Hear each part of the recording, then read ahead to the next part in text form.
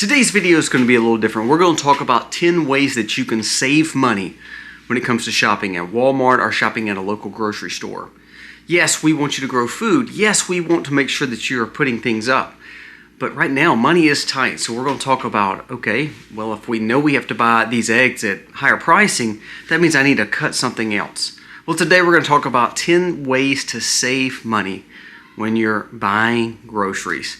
And I promise you, if you stick to these, it will save you thousands a year. Let's jump into this video today.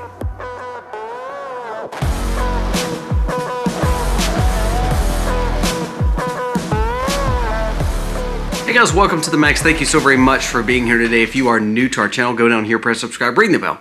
Give us a thumbs up or a thumbs down, that's okay. But let us know what you think about the content of today's video. Now, we are doing a little bit different. More of a prepping style money saving video versus our typical current events video or stockpile as in prepping items. So today I wanted to kind of hone in on, okay, this is the ways that we save money. And the ways that we save money and get better gives us more independence, gives us more reasons to stockpile and prep, and gives us more funds to do that. So let's talk about some of these ways today. If you're going to Walmart, if you're going to your local grocery store, how can you save money? Now, number one, first is, of course, have a budgeted shopping list, meaning you know exactly what you're buying and you have meal planned and meal prepped for the time that you are going. So many people do not do this. They literally will go in Walmart and just be like, oh, I guess we're going to eat tacos this week. And so they start stockpiling their boogie, and they may already have some stuff at their home. They may already have bulk stuff at their home, and they may not actually need what they're buying, or they really may overbuy because they have not planned correctly. So number one is you need to make a weekly food list, a weekly grocery list, or a monthly grocery list, depending on how you're purchasing. Make sure that you are planning out your meals. Now, number two goes along with that is you need to bulk buy and buy in whole forms, meaning quit buying prepackaged everything. Learn to cook at home because, for one thing, it's good for you and your family to learn that. Like one of my daughters loves cooking. She says she's going to open a bakery one day. Now, she's only 10, but she literally has her own apron. She has her own cooking tools. And so what it does is it gives you that time in the kitchen with your children, and also it tends to save you money by doing what? Buying in bulk and then freezing the rest. So number two is we need to make sure that we're buying the food as much as we can when it comes to bulk buying, and then learning how to cook it instead of buying pre-packaged meals. That is key. Convenience costs money. Think of ground beef. You buy ground beef from a butcher, it's cheap. You buy it ground in store, it's a little bit more. You buy it ground in store in patty form, it's a lot more. It's different steps. That extra processing costs money. Chicken, if you buy the whole chicken, it's cheaper. If you buy the chicken breast, it can cost a little bit more. If you buy cutlets or chicken tenders, it's costing the most. So learn to go back to the source, buy whole everything, buy in bulk, and then turn around and put the rest up for later use. Number three, this is a different one. I want to give you some hints. Shop full, not hungry. Now, what do I mean by that? When we go in and we see this impulse buying, remember, if we're hungry, we're like, oh, that would be good to have. That would be good to have. Knowing we may not need it. We didn't stick to our list and we started buying based on our hunger or based on impulse. Well, if we would learn to shop full, we wouldn't have that problem. Number four goes along with that. Shop alone or with music. I know that sounds crazy, but when we have all the distractions, all the colors, all the extra boxes of food, and we're not focused, then we tend to stray from our list. So I would challenge you, don't shop with your children. As much as I love my children, when I take my children in there, somehow I end up buying more than I thought I was going to buy. Because I love them, I want to buy this for them, or because we want to make this, or because they're wanting to change the bill plan. Nope. Business only. Stick to it. Go alone shopping or with your spouse that's already on the budgeted plan. That way you'll have a set goal. It's okay to listen to music or keep a focus on what you're doing, an audiobook, so that way you don't get distracted by what is around you. Number five, don't buy food out of the freezer section. Now, this is a big deal because most people are like, well, Colby, there's a lot in the freezer section. Yeah, but what we see with freezer section food is it tends to be ready-made food or heat-up food or microwave food. For one thing, get rid of your microwave. We have not had a microwave in over 12 years, or actually 13 years. So why would you want a microwave? Why would you want food that's ready-made? Because you're paying at the highest price. It probably has more preservatives than it needs. And actually, you are taking quote-unquote convenience, and you're having to pay for it. So quit buying out of the freezer section. I personally don't even go in the freezer section. It's kind of like boxed dinners. You don't just go buy this stuff because you're buying either with heavy preservatives because it's economic, or you're buying it and it's costing more because it's already done for you. So stay out of the freezer section. Number 6. Now this is a big one. This is a catch-22 here. Buy the generic brands, or buy the brands that typically are not your expensive known brands. Now this comes with a caveat. We buy organic. We don't buy trash food. So there are versions of organics even in generic food. Whole Foods does this. Walmart does this. Publix does this. So you can find generic versions of organic food. So for instance, let's just take Whole Foods, one of the most expensive grocery stores.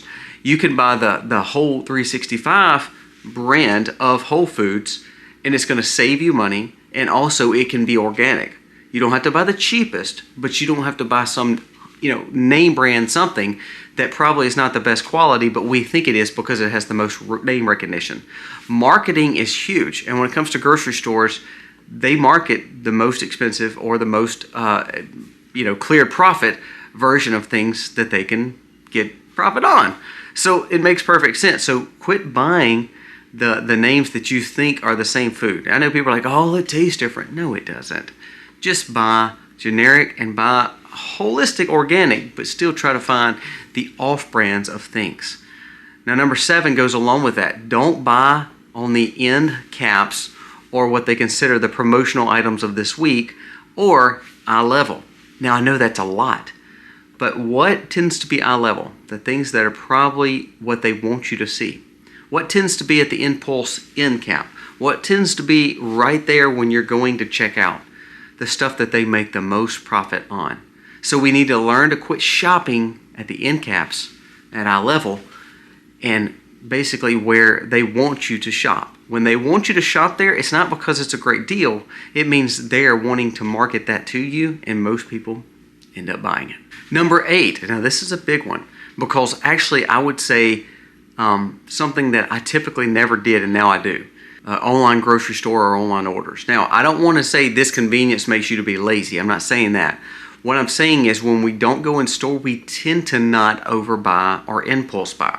So, for instance, we shop on Azure Standard. That's one of our biggest grocery suppliers for us for bulk needs. And we go to Costco, we go to Walmart, both those things. I mean, again, we're talking about someone who we don't shop a lot. We shop like once a month, and then we'll pick up odd and end things here and there. But Azure is one of the groceries that we're using online. Now, why do we use them? First of all, they have holistic, good products. And also, we've met the owner, and he is trying to change the way people look at food. But the reason I say that is because what you're buying is you can compare the prices way easier on your Walmart app or on your Kroger app or on your Publix app or Whole Foods app. You can compare the pricing with Azure and say, okay, am I getting the best deal or not? And of course, then you stick to your list because you're not marketed by all this other stuff around you. You're in the comfort of your own home, the convenience of your own home. If you're, laying on the couch or if you're sitting in your recliner, you can order your shopping list without being interrupted or without being marketed to buy something else that was not on the list. So what Misty will do is we'll make our meal plan. We'll say, okay, which now we kind of know, but we'll say, okay, Azure has the better deal on cheese, buy it in block form. Now we make our own cheese, but we make more of a melted cheese. We can't make sharp cheddar cheese because we don't have a cheese fridge and so forth. So what we'll do is say, okay, if we're going to buy bulk cheese, Walmart has cheese, but it's not organic. Well, Whole Foods has cheese, but it's too pricey. Azure has the same cheese, and you can buy it in bulk. It costs more, but it's because it's bigger. It's a bigger product. And Costco doesn't have it either, so let's buy from Azure. So then we know we've compared, and now we've bought from the online provider that's a little bit cheaper. Now, what we've learned is sometimes it's not cheaper. Sometimes it costs more. So if you're ordering on your Walmart app or Kroger app or Whole Foods app or Amazon or wherever, make sure that you're not getting conned into buying online to say it's cheaper and it's not. Make sure you're comparing prices as you're shopping online. That is key. Number 9. Now here's the one that goes back to number 1 and 2 and all that. If we're making lists, we're buying in bulk, we're buying whole things, then therefore have frozen the extras and we've stockpiled some extra foods on our cabinet shelf because we bought in bulk, or put it in the freezer because we bought in bulk, remember. So number 9 is we learn to shop local in our home first. Now what does that mean? That means now, say it's Saturday. Now we make our meal plans on Sunday. Right after church, Misty will usually sit down and she'll make a calendar of what we're going to eat for the week. So what we do is we go through our cabinets and our pantries and our stockpile first. Now again, take out the fact that we grow a lot of our own food, because you may not. But there's times if you've got that bulk tomato sauce, or you've got that bulk potatoes, or you've got that bulk meat that you bought, or you got that bulk whatever, then work off that first. So if you said, okay, well, we didn't buy prepackaged fries because they're unhealthy, got preservatives on them, and they cost more. We bought whole potatoes this time. So therefore, we have some whole potatoes left. So instead of, we don't want the same thing, but we may want mashed potatoes this week. So since we have the potatoes, they're going to ruin, let's make a meal that has something with a potato in it. That way we don't have to buy part of the meal again. Same way with meat or whatever. So you learn to be creative and you say, okay, I've got this on my shelves. I've got some extra peas. I've got some extra asparagus. I've got some extra broccoli. I've got some extra meat. Let's make this dish this week. Let's make this. And so therefore you're almost making 2 or 3 meals this week for economic or free, because you've learned to buy in bulk and buy the whole version of it and put the extra up for later. So number 9 is you learn to shop at your pantry first, then you shop at your grocery store for what's left. If you're buying for the list, then you will always save money. Now number 10, here's a good one. We learn to cook extra. We learn to sit around the table together as a family. So not only are you enjoying this time, you make it special. Here's what else you do. You learn to eat leftovers and make things from scratch. Now, the reason I say that, it kind of goes back to some of the other numbers, but here's the difference. If we learn to spend time with our family like we talked about with our children, then we make we make cooking fun. I can go right now and buy the cheapest, nastiest, ugliest, I could buy the most unhealthiest cake or donuts known to man at Walmart and pay over because someone else made it. Or I could buy the flour, I could buy the baking powder, I could buy the so forth and whatever I want to make with it, have the extra ingredients to make for next time, spend time with my family, save money because I bought it in its normal form, the normal flour, the baking powder, so I'm saving money, spending time with my family, and I'm also adding extra for next time. And I'm cooking from scratch, which will always be cheaper.